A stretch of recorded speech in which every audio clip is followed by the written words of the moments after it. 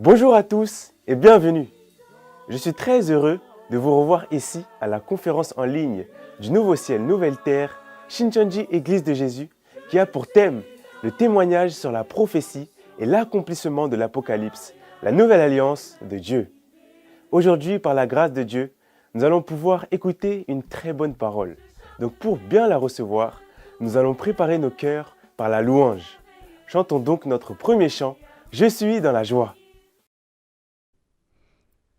Je chanterai de tout cœur les merveilles de mon papa Yahweh. Il m'a ôté des ténèbres, il m'a délivré de tout péché. Je chanterai de tout cœur les merveilles de mon papa Yahweh. Il m'a ôté des ténèbres, il m'a délivré de tout péché. Je chanterai de tout cœur les merveilles de mon papa Yahweh. Il m'a ôté des ténèbres, il m'a délivré de tout péché. Je suis dans la joie, une joie immense. Je suis dans l'émotion, car Yahweh m'a libéré. Je suis dans la joie, une joie immense. Je suis dans l'émotion, car Yahweh m'a libéré. Je chanterai de tout cœur les merveilles de mon papa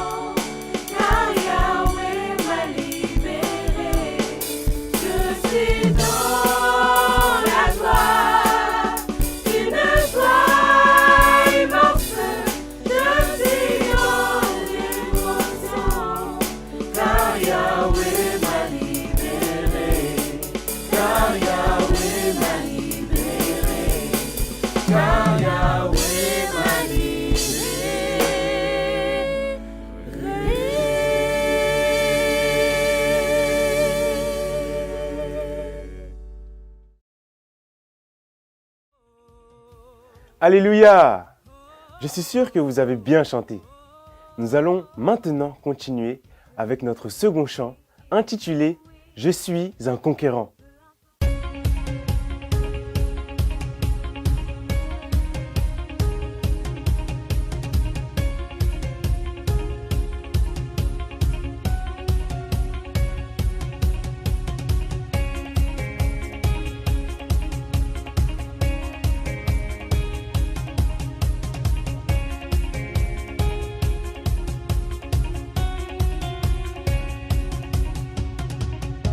Je veux danser, louer, peu importe ce que je vis, le ressuscité vit en moi.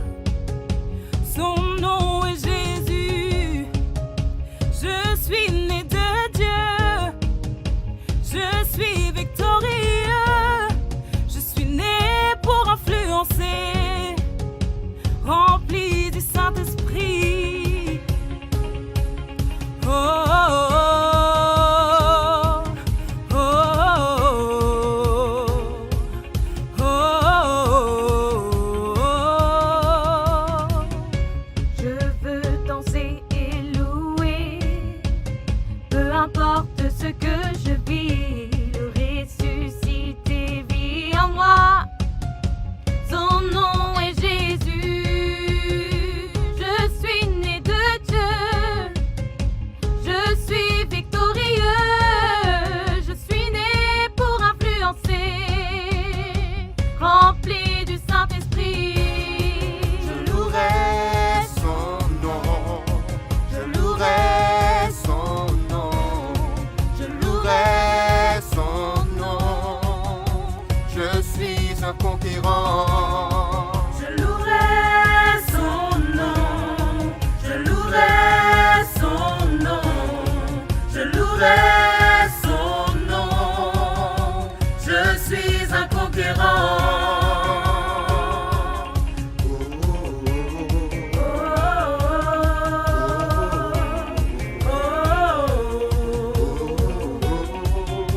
Je suis un conquérant. Je veux danser et louer, peu importe ce que je vis, le ressuscité vit en moi. Son nom est Jésus, je suis né de Dieu, je suis victorieux, je suis né pour influencer, rempli du Saint-Esprit. Oh, oh, oh, oh, oh, oh. Toute arme forgée contre moi est nulle et sans effet. Le ressuscité vit en moi. Son nom est Jésus. Je suis né de Dieu, je suis victorieux, je suis né pour influencer, rempli du Saint-Esprit. Oh, oh, oh, oh, oh, oh, oh.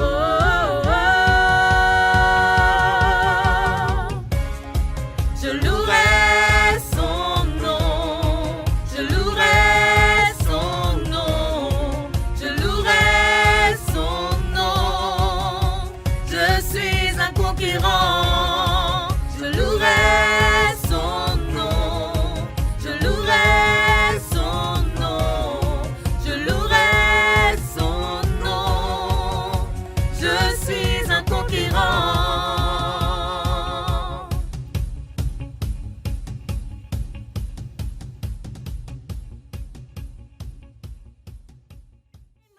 Comme nous allons voir à travers la parole du jour, au son de la 7e trompette, le royaume du monde devient le royaume de Dieu.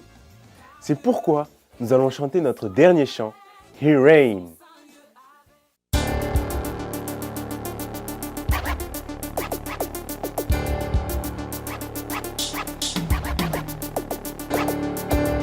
Oh, oh, oh, oh,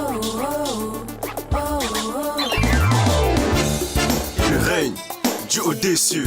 En toute chose, il est victorieux, il est merveilleux, glorieux. C'est notre Dieu, il règne, Dieu audacieux. En toute chose, il est victorieux, il est merveilleux, glorieux. C'est notre Dieu. Our God is an awesome God. Come He on, put your reigns hands from up. heaven Everybody above. put your We hands up. believe some power and love. Our Hey. God is an awesome God. God is an awesome Our God is an awesome God. He reigns reigns from heaven above. We believe some power and love. Our God is an awesome God. You're marvelous and you're glorious. Your love has made me victorious. Come You on. took away the fear in us. Now we praise it 'cause you delivered us. There ain't no stopping us. No. Devil, there ain't no blocking us. No. Come on and clap your hands with us.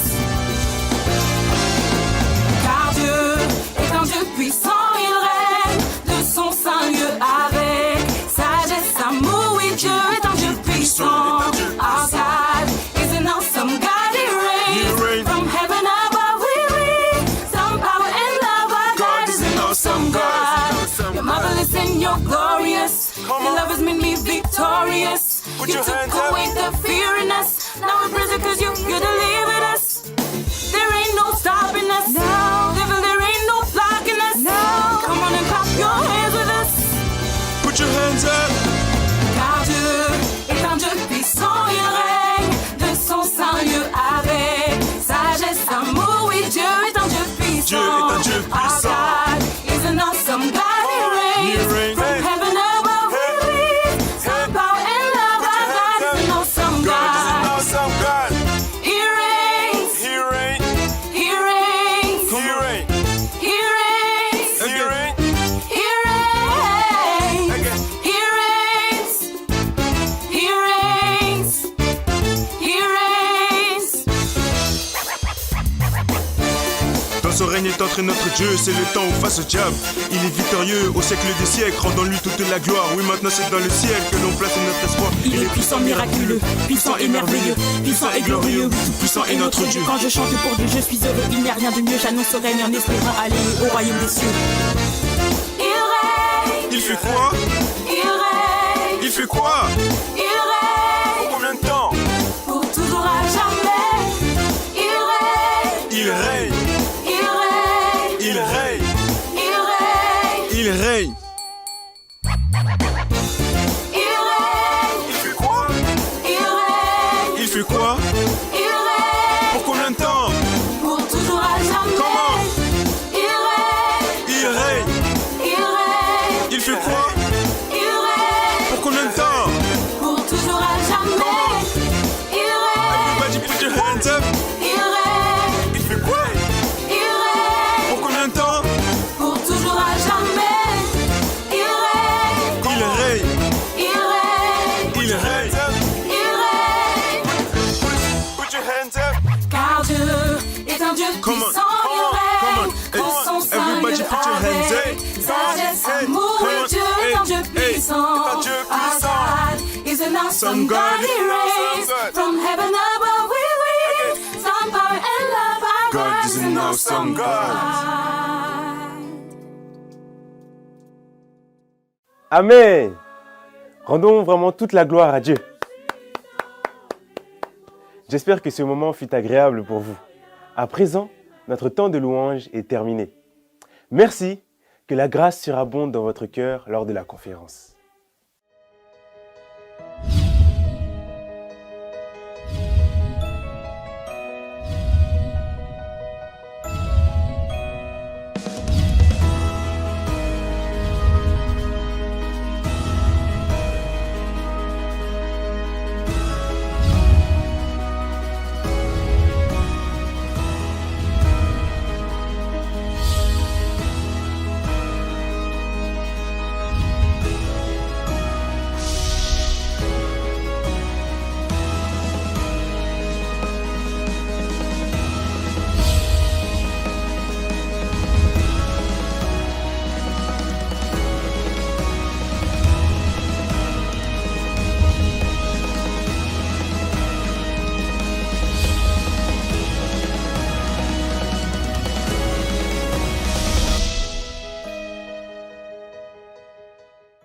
Tous les pasteurs et séminaristes et fidèles du monde entier qui sont venus à la conférence en ligne Nouveau ciel, nouvelle terre, Shincheonji, témoignage sur la prophétie et l'accomplissement de l'Apocalypse, la nouvelle alliance de Dieu, soyez les bienvenus. Je suis Irvin, instructeur à Nouveau ciel, nouvelle terre, Shincheonji, Église de Jésus. Je serai votre présentateur aujourd'hui. Je suis sincèrement heureux d'être avec vous à l'endroit où les paroles de l'Apocalypse, scellées depuis 2000 ans, sont grandes ouvertes et témoignées dans le monde entier.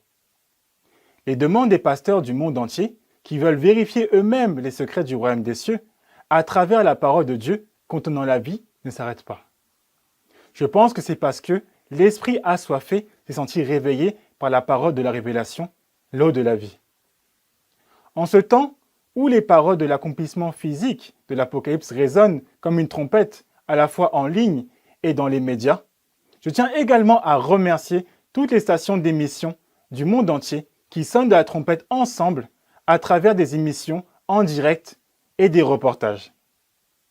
Nous commencerons la conférence en remerciant Dieu d'avoir guidé tous ceux d'entre nous qui veulent connaître le vrai sens de l'Apocalypse, la nouvelle alliance de Dieu.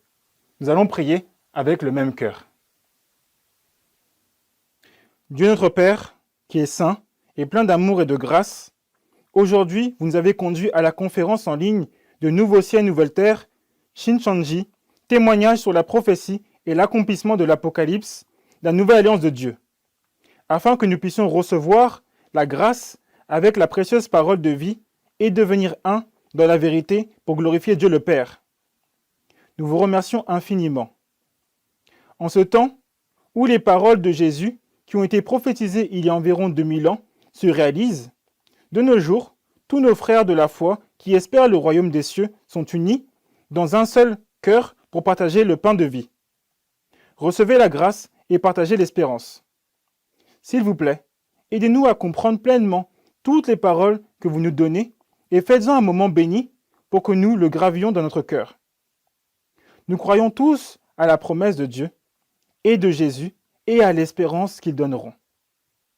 S'il vous plaît, accordez-nous un temps précieux pour profiter pleinement de la grâce qui accomplit la promesse et réalise à nouveau le dessein de Dieu et l'espérance de nos croyants. Que le chef de tribu qui témoigne de la parole soit couvert de la plénitude du Saint-Esprit et en fasse un temps de grâce pour devenir un avec les myriades et myriades d'anges dans le ciel. Nous rendons grâce et prions au saint nom de Jésus qui nous a conduits de la mort à la vie. Amen. Nous tenons à vous informer que la conférence en ligne d'aujourd'hui se déroule dans le strict respect des règles de prévention sanitaire et de distanciation sociale. Aujourd'hui, vous apprendrez les paroles d'Apocalypse 11, à la suite du chapitre 10 d'Apocalypse, par l'intermédiaire du chef de la tribu de Matthias. Pour résumer, Apocalypse 11, nous pouvons dire que ce sont les 2 témoins et la 7e trompette. La référence principale promet 2 témoins avec lesquels Jésus est. De quoi ces 2 témoins témoignent-ils et de qui sont-ils les témoins? Et la dernière fois, dans l'Apocalypse chapitre 10, quand la 7e trompette sonnera, le mystère de Dieu s'accomplira, tout comme l'évangile qu'il a prêché à ses serviteurs, les prophètes. Cette trompette est sonnée aujourd'hui au chapitre 11. Essayons de comprendre ce qu'est cette trompette et ce qu'elle accomplit, et l'étonnant secret qui s'y cache. C'est le chef de la tribu de Matthias, Bang Xingchong, qui témoignera de ce secret. Veuillez l'applaudir chaleureusement.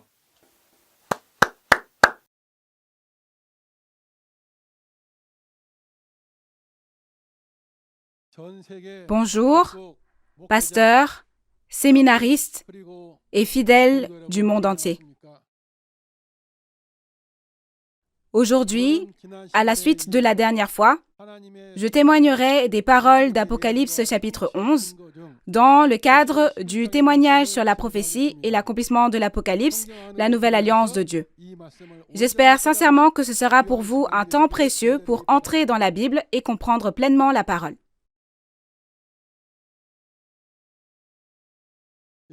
Le titre d'Apocalypse 11 aujourd'hui sera « Les 2 témoins et la 7e trompette ». Ce sont les 2 témoins et la 7e trompette. Divisons donc les points principaux de la référence en 3 parties.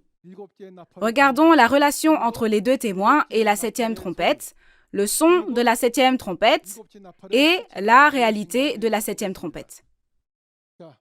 Premièrement, la relation entre les deux témoins et la septième trompette. Après que les deux témoins de Jésus ont été tués par la bête qui est montée de l'abîme à la fin de leur témoignage, puis sont revenus à la vie 3 jours et demi plus tard, la septième trompette, qui annonce le secret du royaume des cieux, est sonnée. Quel est le son de cette septième trompette ? Comme nous l'avons appris la dernière fois dans Apocalypse 10, verset 7, c'est le secret de quoi? C'est le secret de Dieu. J'espère que vous écouterez tout en gardant à l'esprit que c'est le secret de Dieu dont nous n'avions jamais entendu parler. De quoi ça parle? Du royaume du monde devenant le royaume de Dieu. C'est le contenu du chapitre 11, verset 15. Ce sera le point clé le plus important de ce que nous apprendrons aujourd'hui. Et maintenant qu'il est devenu le royaume de Dieu, les esprits des martyrs en Dieu ressusciteront et les vivants seront également changés pour atteindre la vie éternelle, ce qui est le contenu du secret de 1 Corinthiens 15, versets 51 à 54. Et quelle est la réalité de la septième trompette? En un mot, c'est Nouveau Jean, le pasteur promis du Nouveau Testament. Alors, qui est ce Nouveau Jean? Comme nous l'avons appris dans Apocalypse 10 la dernière fois, il est le témoin qui a reçu la parole et a vu et entendu les événements de tous les chapitres de l'Apocalypse. Lorsque Jésus a reçu le livre scellé des 7 sceaux dans la main de Dieu et a ouvert les sceaux un par un et a accompli, il y a quelqu'un qui a vu et entendu en personne à côté de lui. Dans Apocalypse 1, verset 2, n'est-il pas dit « Moi, Jean, j'ai témoigné de la parole de Dieu et de tout ce que j'ai vu » Si nous regardons Apocalypse 22, verset 8, c'est moi, Jean, qui ai vu et entendu les événements de tous les chapitres d'Apocalypse. Nous devons savoir que l'apôtre Jean a vu ces choses dans une vision avant qu'elles ne s'accomplissent, mais lorsque ces choses s'accomplissent, nous en voyons la réalité physique. Au temps de la prophétie, même si vous voulez voir la réalité de ces choses, vous ne pouvez pas la voir parce qu'elle n'existe pas encore, n'est-ce pas? Cependant, lorsque cette prophétie s'accomplit, la réalité apparaît afin que nous puissions voir et témoigner de la vraie chose. C'est important. Cela signifie que toutes les nations doivent rencontrer Nouveau Jean, qui a reçu la révélation de Jésus, et recevoir la révélation afin d'obtenir le royaume des cieux et la vie éternelle. La raison en est que dans Jean 17, verset 3, il est dit que la vie éternelle est de connaître le vrai Dieu et celui qui l'a envoyé. Mais comment pouvons-nous connaître Dieu? Il est dit dans Matthieu 11, verset 27, que nous pouvons connaître le vrai Dieu que par la révélation et nous pouvons aussi connaître celui qui l'a envoyé. De cette façon, aujourd'hui, comme la révélation de Jésus est dans le ventre de Nouveau Jean, ainsi que nous l'avons déjà appris, veuillez garder à l'esprit que nous ne pouvons connaître le vrai Dieu, Jésus, et le pasteur promis et vivre éternellement que lorsque nous rencontrons Nouveau Jean, qui a reçu la révélation de Jésus et recevons cette révélation de lui. Voyons maintenant le résumé d'Apocalypse 11. Premièrement, il y a le temple qu'il faut mesurer et le parvis extérieur du temple qu'on ne mesure pas et qu'on laisse en dehors. À cette époque, les 2 témoins de Jésus ont revêtu des sacs, ce sont des vêtements de lin rêche, et divers fléaux comme ceux-ci s'abattent, et ces 2 témoins sont tués par la bête. Cependant, après 3 jours et demi, les 2 témoins reçoivent à nouveau le souffle de vie et ressuscitent, n'est-ce pas? C'est alors que la 7e trompette sonne. C'est le surprenant secret selon lequel le royaume de Dieu sera établi dans ce monde quand la 7e trompette sonnera. Veuillez d'abord garder ces 5 choses gravées dans votre cœur. Nous allons lire Apocalypse 11, versets 1 à 2. Apocalypse 11, versets 1 à 2. On me donna un roseau semblable à une verge en disant « Lève-toi et mesure le temple de Dieu, l'autel et ceux qui y adorent. Mais le parvis extérieur du temple, laisse-le en dehors et ne le mesure pas, car il a été donné aux nations et elles fouleront aux pieds la ville sainte pendant 42 mois. » Vous avez bien lu. Quand on regarde dans le texte de référence, comme il est écrit à nouveau, on comprend que c'est la suite du chapitre 10, et quand on regarde tous les chapitres de l'Apocalypse, il y a quelqu'un qui dit « Je vis, j'entendis ». Cette personne était l'apôtre Jean avant l'accomplissement, mais au temps de l'accomplissement, nous savons tous que c'est nouveau Jean. Dans la référence principale, il reçoit un roseau semblable à une verge, n'est-ce pas? Et il reçoit un ordre, celui de mesurer le temple de Dieu, l'autel et ceux qui adorent. Et le parvis extérieur du temple, on lui dit de ne pas faire quoi? De ne pas le mesurer et de le laisser, car il a été donné aux païens et ils fouleront aux pieds la ville sainte pendant 42 mois, n'est-ce pas? Nouveau Jean, après avoir reçu les paroles du livre de l'Apocalypse, qui a été ouvert au chapitre 10, et après avoir reçu le roseau semblable à une verge au chapitre 11, doit mesurer le temple et ceux qui y adorent selon les instructions qui lui sont données. Donc nous allons d'abord regarder ce que signifie le roseau semblable à une verge. Tout comme le bâton est un outil qui aide à marcher quand on se met en route, c'est le compagnon spirituel qui aide nouveau Jean, la personne de devoir ici, lorsqu'il suit le chemin de Dieu. Vous pouvez le considérer comme un compagnon spirituel ou un ami spirituel qui aide nouveau Jean. Mais puisque cette personne est décrite comme un roseau, le roseau n'est-il pas une plante fragile? Ainsi, c'est une personne faible qui fait office d'outil de mesure.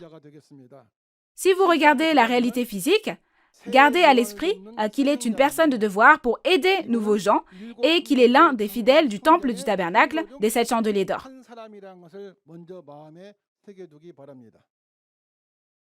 Nous allons voir ce qu'est le temple de Dieu. Si vous regardez 1 Corinthiens 3, verset 16, l'apôtre Paul a dit « Ne savez-vous pas que vous êtes le temple de Dieu ?» Avant la venue de Jésus, dans l'histoire de l'Ancien Testament, le temple de Dieu était un bâtiment physique, n'est-ce pas? Mais depuis le temps de Jésus, quand il a dit « Détruisez ce temple et je le relèverai en 3 jours », tout comme c'est le temple du cœur de Jésus, Paul aussi a dit ces paroles. Quel genre de personne? Quand on regarde dans Apocalypse 3, il y en a quelques-uns qui n'ont pas souillé leurs vêtements à Sardes et ils marchent avec le Seigneur. Donc, ne sont-ils pas le temple avec lequel le Seigneur demeure? Ce sont les personnes qui viennent devant le trône de Dieu, vainquant la bête, son image et le nombre de son nom. Et il y a un temple de Dieu que Dieu a dit de mesurer. Et il y a 2 sortes de temples dans la Bible. Premièrement, il y a le temple du tabernacle mentionné dans Apocalypse 13. Mais les destructeurs païens viennent depuis la mer dans cet endroit. Tout d'abord, le temple du tabernacle est établi et quand le destructeur païen y entre et cause la destruction, il y a un petit groupe de personnes qui combat et vainc ce destructeur et en sort.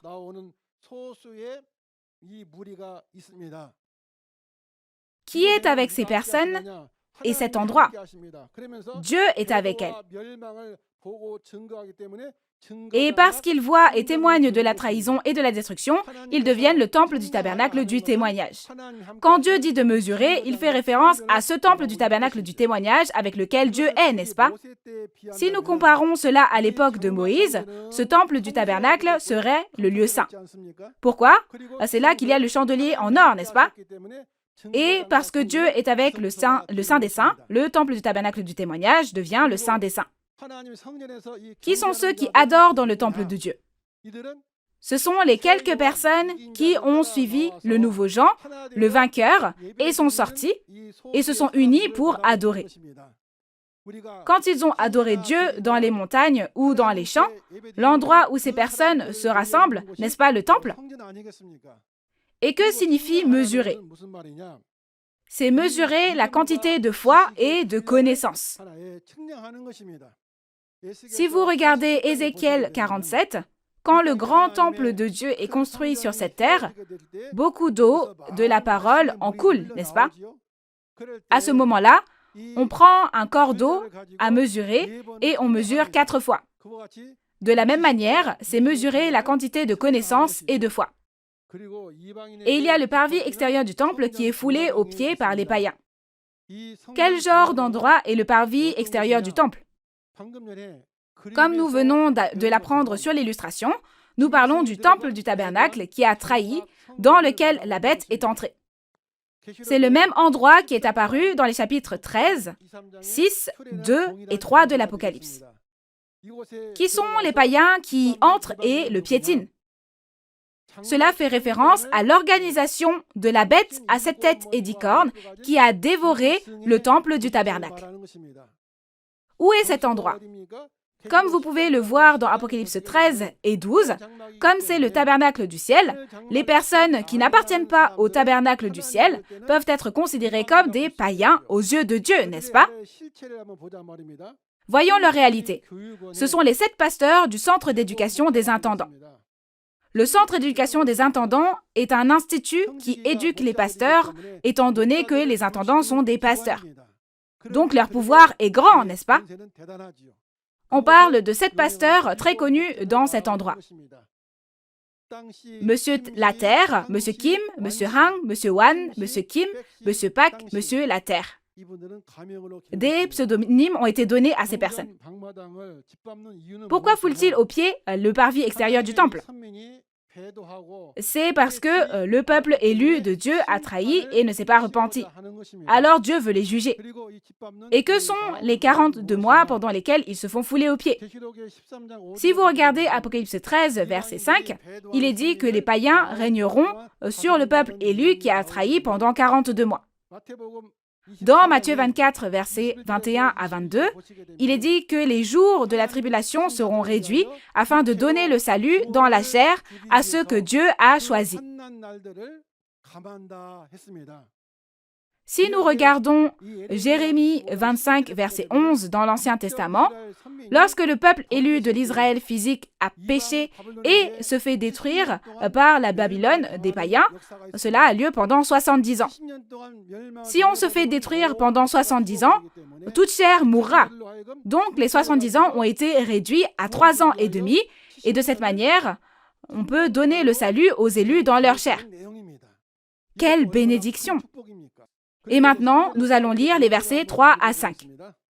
Apocalypse 11, versets 3 à 5.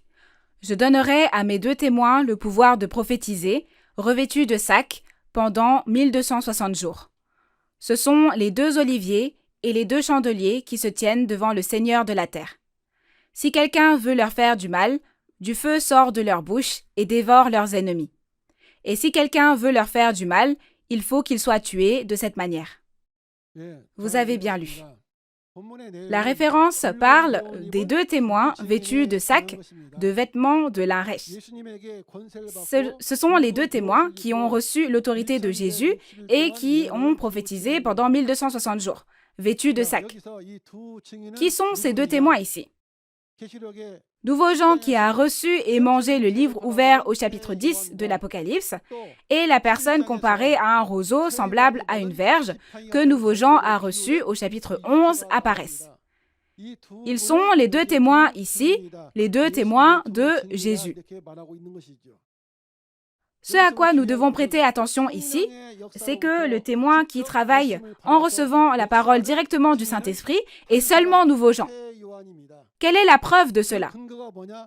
Dans Apocalypse 1, verset 2, Jean a témoigné de la parole de Dieu et des choses qu'il a vues. Et si vous regardez Apocalypse 22, 8, il est dit que moi, Jean, j'ai vu et entendu toutes ces choses. Donc, n'est-ce pas limité à une seule personne? Et maintenant, on dit qu'il porte des sacs ici. Il s'agit de paroles exhortant à la repentance pour les œuvres mortes. N'est-il pas dit que ces 2 témoins prophétisent pendant 1260 jours avec des vêtements de lin rêche? Quand les Israélites se repentent de leurs péchés et quand une personne meurt, ils portent des sacs, des vêtements de la rèche et pleurent. C'est donc une parole qui est donnée ici en s'appuyant sur une coutume d'Israël. Ceci est clairement indiqué dans Luc 10, verset 13. Ainsi, porter des sacs signifie se repentir. Et la prophétie ne parle-t-elle pas des choses du futur? Dans Amos 3, verset 7, il est dit que Dieu ne fait rien sans d'abord l'avoir révélé à ses prophètes, avoir révélé ses secrets à ses serviteurs, les prophètes. Donc ici, ce témoin a reçu les événements futurs de la part du Seigneur et a prophétisé ce qui se passerait comme ceci. Et les deux témoins ne sont-ils pas aussi appelés les deux oliviers et les deux chandeliers? Quels sont les deux oliviers et les deux chandeliers ici? Si ce sont des personnes, voyons qui ils sont. Ces deux oliviers font référence à deux témoins servant le Seigneur sur cette terre. Si vous regardez Zacharie 4, versets 11 à 14, il est dit que les deux oliviers sont les deux témoins qui se tiennent devant le Seigneur sur cette terre. Ainsi, le témoignage de ces deux personnes est le témoignage de Jésus, n'est-ce pas? Il ne serait pas exagéré de dire qu'ils sont les porte-paroles de Jésus. De plus, comme il est dit qu'il s'agit de deux chandeliers, on peut voir que les esprits des 7 lampes allumées devant le trône de Dieu sont avec eux. Ceci est clairement indiqué au chapitre 4, verset 5. Et les deux témoins sont deux oliviers, et voyons ensemble quelle est la nécessité de cet olivier. Ne devrions-nous pas, nous croyant à tout prix recevoir Jésus quand il reviendra? Si vous regardez là, il est dit que vous ne pouvez rencontrer l'époux Jésus, qui est la lumière, que si vous préparez de l'huile d'olive. C'est bien décrit dans Matthieu 25. Seules les vierges sages qui ont préparé leur lampe et leur huile peuvent l'accueillir. Si vous regardez Psaume 119, verset 105, la parole de Dieu est la lampe. Et qu'est-ce que l'huile? Si vous regardez Exode 27, verset 20, il est dit que l'on fait de l'huile d'olive avec des olives concassées et que l'huile est utilisée pour allumer la lampe. Lévitique 24, verset 1 à 3 dit de même, n'est-ce pas? De même que l'huile d'olive sort de l'olivier, comme les deux témoins sont des oliviers, le témoignage des deux témoins est l'huile d'olive, et seuls ceux qui ont reçu la parole des deux témoins peuvent devenir les vierges sages et rencontrer l'époux Jésus. C'est un contenu vraiment surprenant. Il est écrit que si quelqu'un essaye de nuire aux deux témoins, du feu sort de leur bouche et dévore leurs ennemis.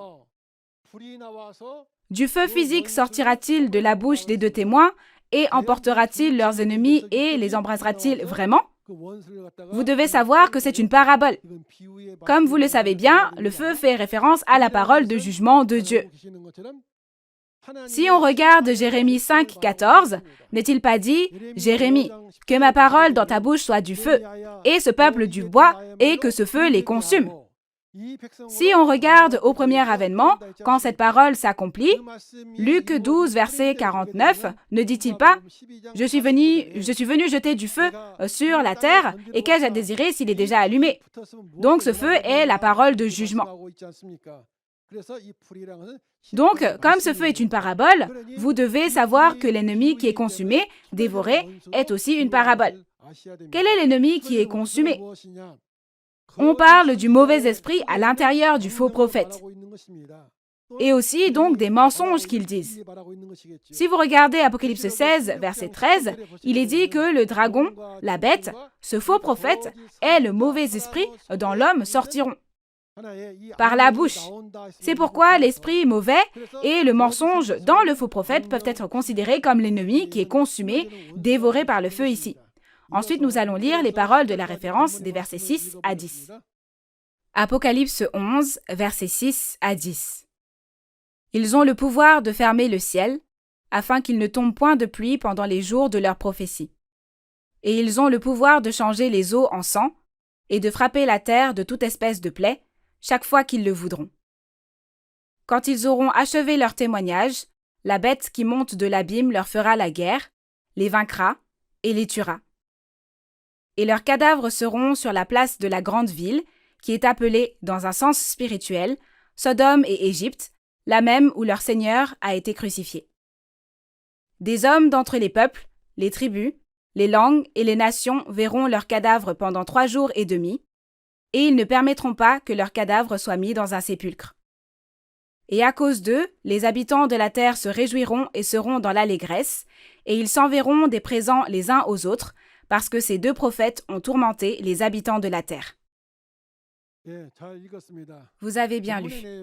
Le contenu de la référence raconte l'histoire des 2 témoins qui ont été tués après avoir infligé divers fléaux. Regardons les différents fléaux des 2 témoins ici. Ils ont le pouvoir de fermer le ciel afin qu'il ne tombe pas de pluie. Et l'autre était le pouvoir de transformer les eaux en sang. Ces 2 hommes peuvent-ils vraiment fermer le ciel pour qu'il ne pleuve pas? Nous devons d'abord savoir que cela est dit en parabole. Réfléchissons à la réponse, voulez-vous? C'est empêcher les fidèles qui sont avec les 2 témoins de prêcher la parole dans le parvis extérieur du temple. Le ciel, c'est l'endroit où il y a quoi? N'est-ce pas là que se trouvent le soleil, la lune et les étoiles? Mais en regardant Genèse 37, versets 9 à 11, la famille de Jacob a été comparée au soleil, à la lune et aux étoiles. Ainsi, tout comme l'endroit où la famille de Jacob est rassemblée est appelé le ciel, ne serait-il pas possible d'appeler ciel l'endroit où Nouveau Jean et un petit groupe de personnes sont réunis? Ici.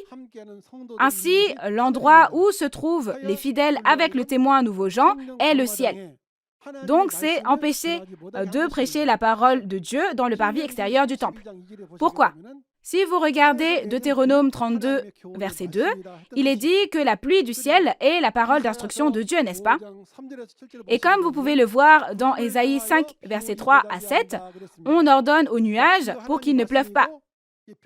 La pluie est la parole de Dieu, et le lieu d'où vient la parole de Dieu est le Saint-Esprit, n'est-ce pas? C'est donc le Saint-Esprit qui ne le permet pas. Et quand nous regardons l'histoire du temps de Moïse, quand l'eau a été changée en sang, Moïse a frappé les eaux usées de l'Égypte de son bâton, alors l'eau s'est transformée en sang et on ne pouvait plus en boire, n'est-ce pas? De la même manière, la parole de l'Apocalypse aujourd'hui révèle que la doctrine des destructeurs, telle que les eaux usées de l'Égypte, sont le mensonge et la fausse vérité. Voici le passage où la bête tue spirituellement les 2 témoins, parce que les 2 témoins disent que vous êtes le diable et le destructeur, aux faux pasteurs qui sont comme la bête de l'abîme. Qui est la bête de l'abîme ici? Voyons d'abord ce qu'est l'abîme.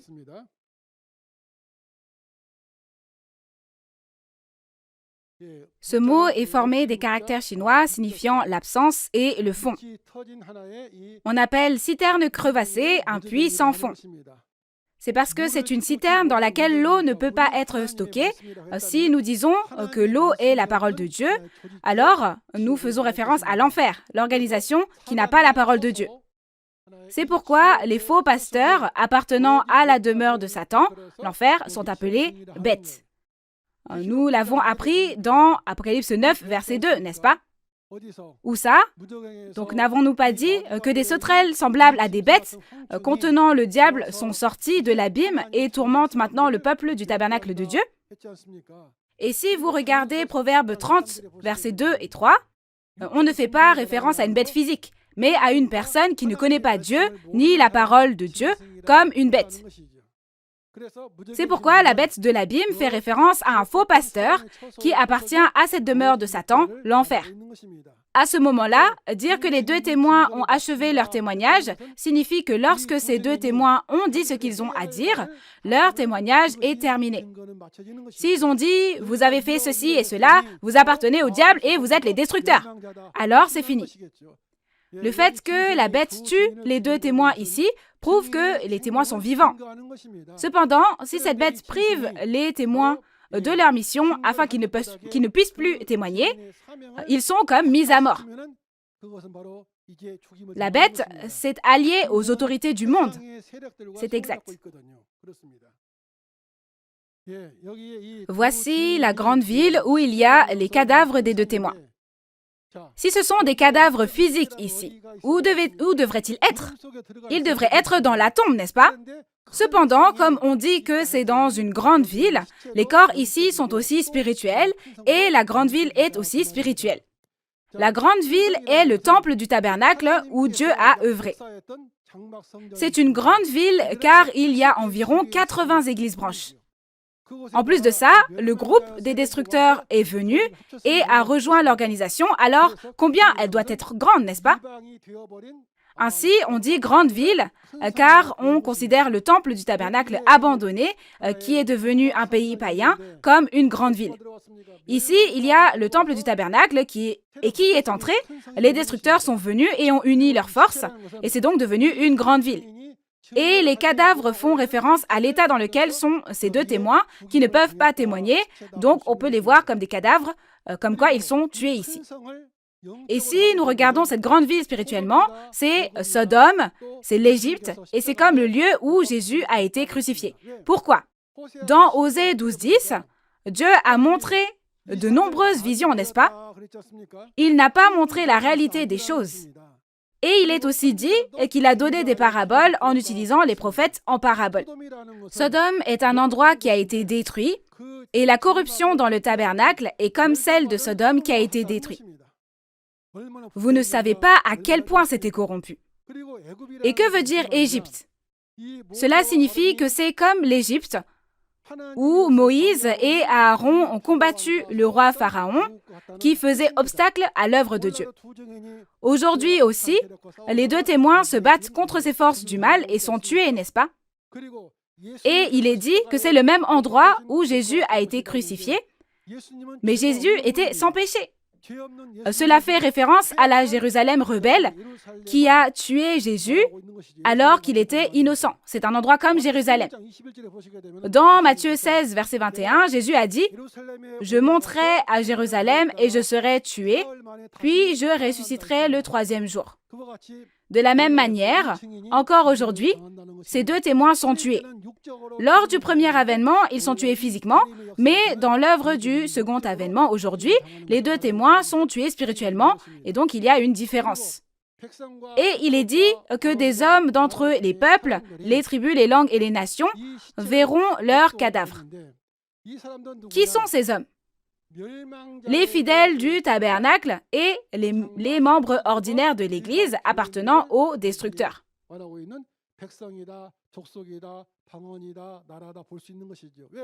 Pourquoi? Dans Apocalypse 13, verset 7, il est dit que cette bête règne sur les peuples, les tribus, les langues et les nations, et nous devons donc savoir qu'ils appartiennent à la bête qui est avec le diable. Et c'est le même contenu qu'Apocalypse 17, verset 15. Et c'est écrit qu'ils verront pendant 3 jours et demi.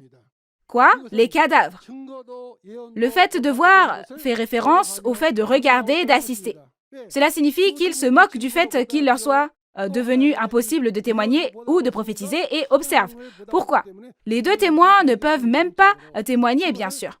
Comme ils ne peuvent rien prophétiser, ils sont comme morts parce qu'ils ne peuvent pas accomplir leur mission. Spirituellement. C'est ce que signifie le fait qu'ils les ont regardés pendant 3 jours et demi. Quelle est la réalité? Personne ne savait jusqu'à ce que la prophétie se réalise. Mais quand cela arrivera, il y aura la réalité des choses.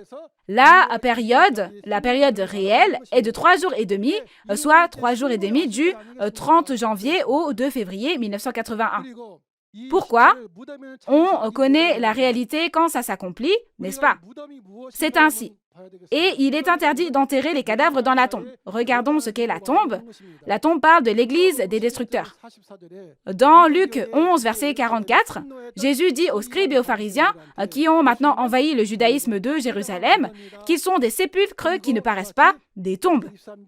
Et de même, dans Matthieu 23, verset 27, ce sont des tombes blanchies à la chaux. Parce qu'un sépulcre qui ne paraît pas est plat, les passants ne savent pas que c'est un tombeau et parce qu'il est peint en blanc, ils ne savent pas si c'est un tombeau non plus. En d'autres termes, cela fait référence à l'église des destructeurs. Cependant, l'interdiction de leur donner un sépulcre signifie que les deux témoins ne sont pas acceptés dans leur dénomination. Pourquoi? Ils leur disent qu'ils sont le diable et les destructeurs. Alors qui fera de ces gens leurs membres? Et comme ils se réjouissaient de la mort des deux témoins, ils s'envoyèrent des cadeaux. Puisque les deux témoins ont maintenant cessé de prononcer leur jugement, ils ne les entendent plus. Alors, ils échangent des mots de joie entre eux, comme s'il s'agissait d'un cadeau. Nous allons lire les paroles de la référence des versets 11 à 14. Apocalypse 11, versets 11 à 14. Après les 3 jours et demi, un esprit de vie venant de Dieu entra en eux, et ils se tinrent sur leurs pieds. Et une grande crainte s'empara de ceux qui les voyaient. Et ils entendirent du ciel une voix qui leur disait « Montez ici ». Et ils montèrent au ciel dans la nuée, et leurs ennemis les virent. À cette heure-là, il y eut un grand tremblement de terre, et la 10e partie de la ville tomba. 7000 hommes furent tués dans ce tremblement de terre, et les autres furent effrayés et donnèrent gloire au Dieu du ciel. Le second malheur est passé. Voici, le 3e malheur vient bientôt. Il s'agit du passage où les deux témoins ressuscitent 3 jours après leur mort. 3 jours et demi. Et donc, il est écrit que les deux témoins reçoivent le souffle de vie et se tiennent sur leurs pieds. Tout d'abord, quel est le souffle de vie qui fait que les deux témoins se sont tenus sur leurs pieds? Le souffle de vie est une expression composée des caractères chinois pour donner la vie et énergie. C'est donc l'énergie qui donne la vie, soit le souffle de vie. Si on regarde dans la Bible, le seul souffle de vie est la parole de Dieu. Il s'agit donc ici de la parole de Dieu qui est le souffle de vie, entrant dans cette personne qui se lève à nouveau et agit. Si vous regardez Genèse 2, verset 7, il est dit que l'homme a été fait à partir de la poussière de la terre et qu'en lui insufflant le souffle de vie, l'homme est devenu un esprit vivant et son esprit est devenu vivant. Et quand nous regardons dans l'évangile de Jean chapitre 1, où est-il dit qu'il y a la vie? Oui. N'est-il pas indiqué dans Jean chapitre 1, verset 4 qu'il y a la vie dans cette parole? Et qu'est-ce que cela signifie que les deux témoins sont montés au ciel dans la nuée? Comme les nuages, la nuée fait référence à l'esprit, cela signifie être guidé par l'esprit. Et à ce moment-là, ces deux témoins entrent dans le tabernacle du ciel, sur terre, et ils y vont et recommencent à sonner de la trompette. À ce moment-là, les ennemis qui les regardaient ont dû être très surpris, n'est-ce pas? Qui sont les ennemis qui les regardent? Le groupe de Satan est l'ennemi qui les regarde. Pourquoi? Parce que ce sont des gens qui se sont opposés à Dieu. Ils sont donc des ennemis. À ce moment-là, ils pensaient que c'en était fini de ces deux témoins. Mais quand ils ont recommencé à témoigner, leurs cœurs ont été grandement ébranlés, bien sûr. C'est pourquoi on dit qu'il s'agit d'une grande ville qui s'est effondrée lors d'un tremblement de terre. Tout comme lorsque la terre est secouée, c'est un tremblement de terre, ici, le fait que les cœurs des gens est ébranlés est comparé à un tremblement de terre. Alors, qu'est-ce que ce grand tremblement de terre? C'est quand le cœur fait quoi? C'est un tremblement de terre spirituel qui fait référence au fait d'être ébranlé dans son cœur. Et que signifie que la 10e partie de la ville tomba? Cela signifie que l'organisation du temple du tabernacle a commencé à s'effondrer. 1/10 est tombé. Cependant, depuis que ce tabernacle est entré chez les destructeurs, tout tombe, comme ce 1/10 ici. On peut voir que cela a commencé à partir de l'effondrement de l'organisation. Et il est dit que le nombre des morts est alors de 7000 personnes. 7000 hommes, mais il ne s'agit pas de toutes les églises de ce monde, mais des fidèles du tabernacle des 7 chandeliers d'or qui ont trahi. À l'opposé, il y a les autres ici, ceux qui restent, qui donnent gloire à Dieu. Qui sont-ils? On parle des personnes qui ont été mesurées par les deux témoins, et c'est ça bien sûr. Le parvis extérieur du temple est déjà passé du côté des païens, alors qui sont ces personnes? On parle de ceux qui ont été mesurés par les deux témoins. Ensuite, nous allons lire les versets 15 à 19. Apocalypse 11, versets 15 à 19. Le 7e ange sonna de la trompette, et il y eut dans le ciel de fortes voix qui disaient: le royaume du monde est remis à notre Seigneur et à son Christ, et il régnera au siècle des siècles. Et les 24 vieillards, qui étaient assis devant Dieu sur leur trône, se prosternèrent sur leurs faces et ils adorèrent Dieu en disant « Nous te rendons grâce, Seigneur Dieu Tout-Puissant, qui est et qui était, de ce que car tu as saisi ta grande puissance et pris possession de ton règne. Les nations se sont irritées, et ta colère est venue, et le temps est venu de juger les morts, de récompenser tes serviteurs les prophètes, les saints et ceux qui craignent ton nom, les petits et les grands, et de détruire ceux qui détruisent la terre. Et le temple de Dieu dans le ciel fut ouvert, et l'arche de son alliance apparut dans son temple. Et il y eut des éclairs, des voix, des tonnerres, un tremblement de terre et une forte grêle. Vous avez bien lu. Le contenu de la référence est la 7e trompette et le royaume de Dieu. Lorsque la 7e trompette sonnera, le royaume du monde deviendra le royaume de Dieu et cette 7e trompette est le contenu le plus important de la référence. Quel en est le contenu? C'est la victoire de Dieu et le salut de Dieu qui se déroule sur cette terre. Comme nous l'avons appris la dernière fois dans les chapitres 8 et 9 d'Apocalypse, quel est le contenu de la première à la 6e trompette? Elles informaient de la destruction du peuple élu de Dieu. Cependant, le contenu de la référence ici est la 7e trompette, qui est le mystère, le secret de Dieu. Nous l'avons appris au chapitre 10, verset 7, n'est-ce pas? Vous vous souvenez que lorsque le 7e ange sonnera de la trompette, le secret de Dieu s'accomplira, tout comme l'évangile qu'il a prêché à ses serviteurs les prophètes, n'est-ce pas?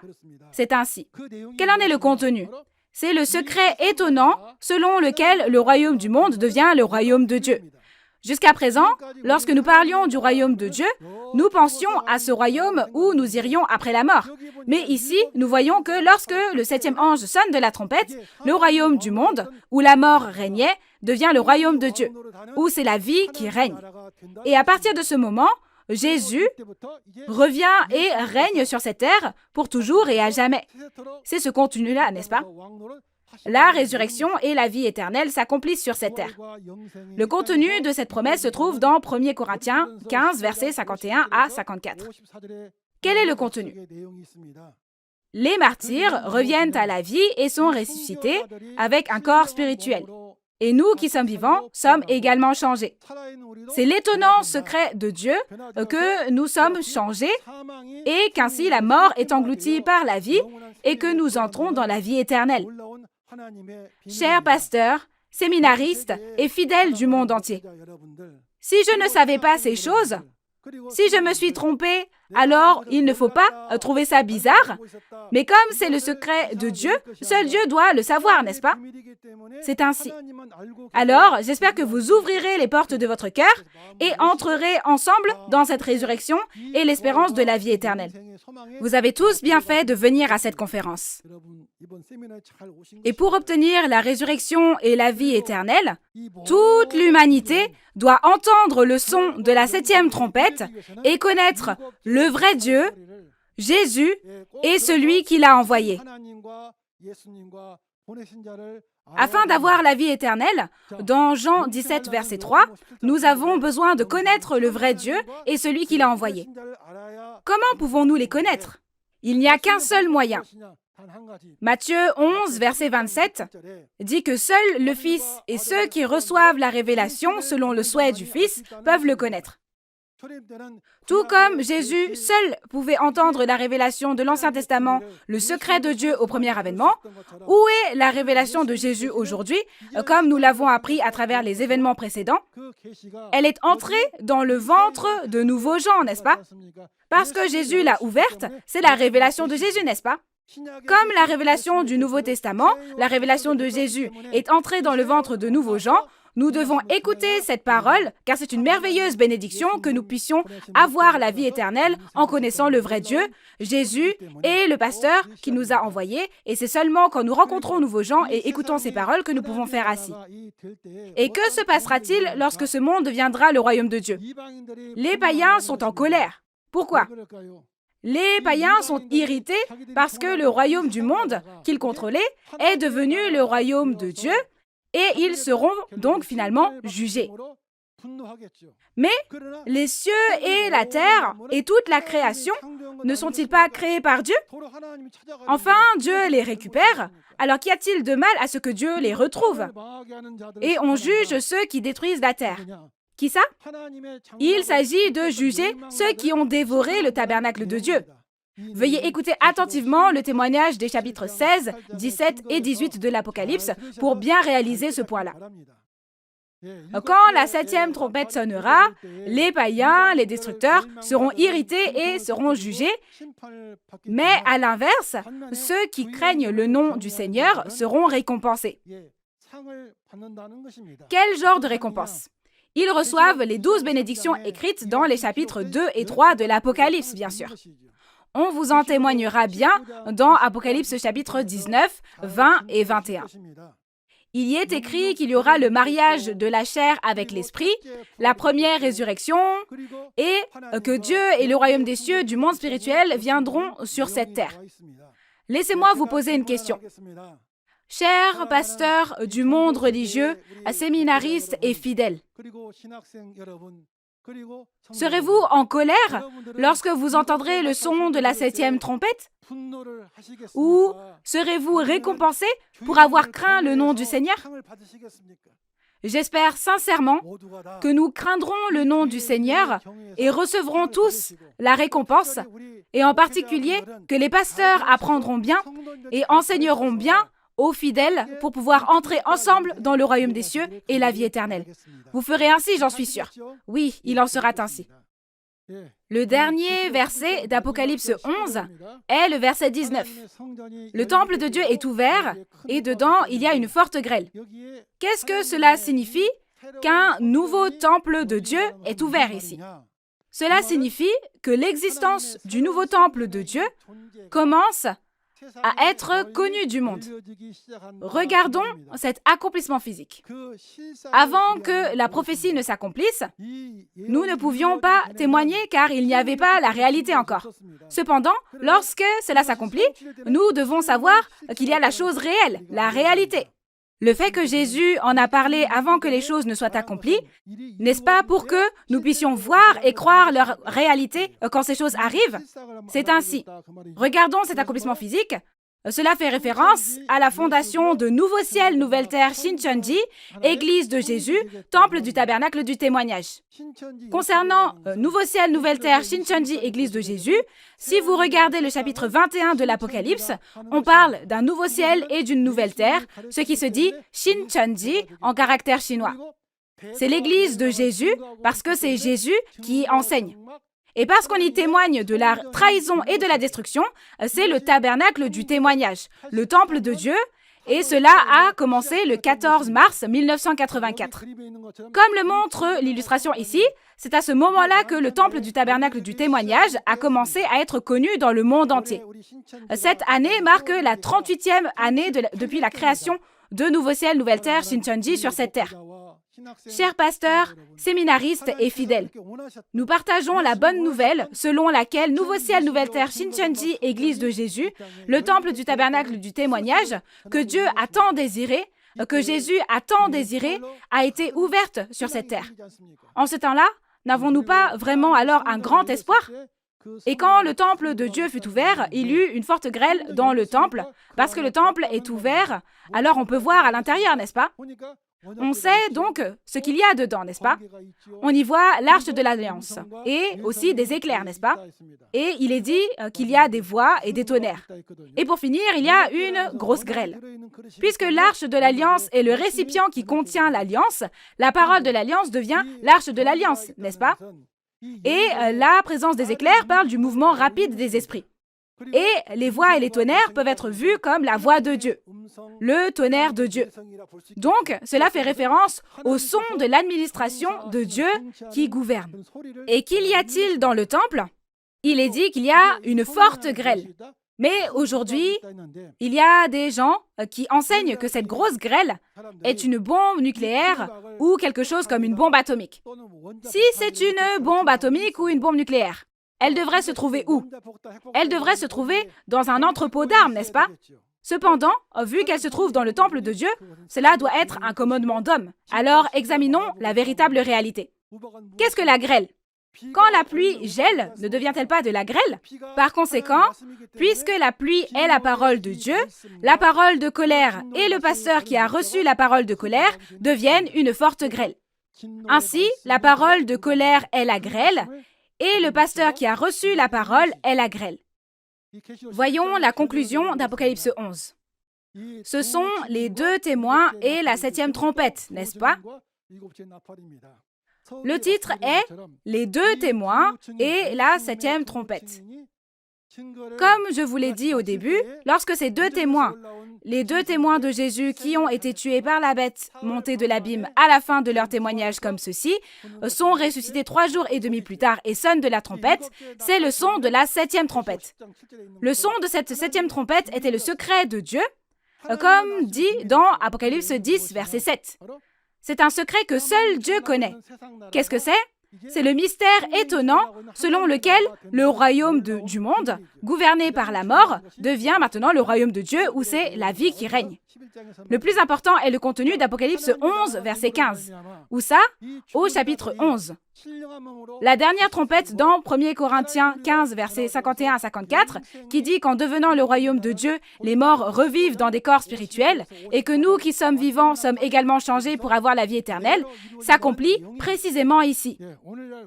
Aujourd'hui, je prie sincèrement au nom de Jésus que toute l'humanité rencontre nouveaux gens, la 7e trompette, et reçoivent la révélation de Jésus, connaissent le vrai Dieu, Jésus et le pasteur, le vrai pasteur, et entrent dans le royaume des cieux et la vie éternelle.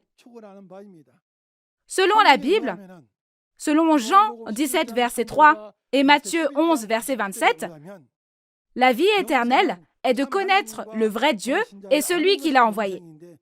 Il est dit que la seule façon de les connaître est de recevoir la révélation de Jésus.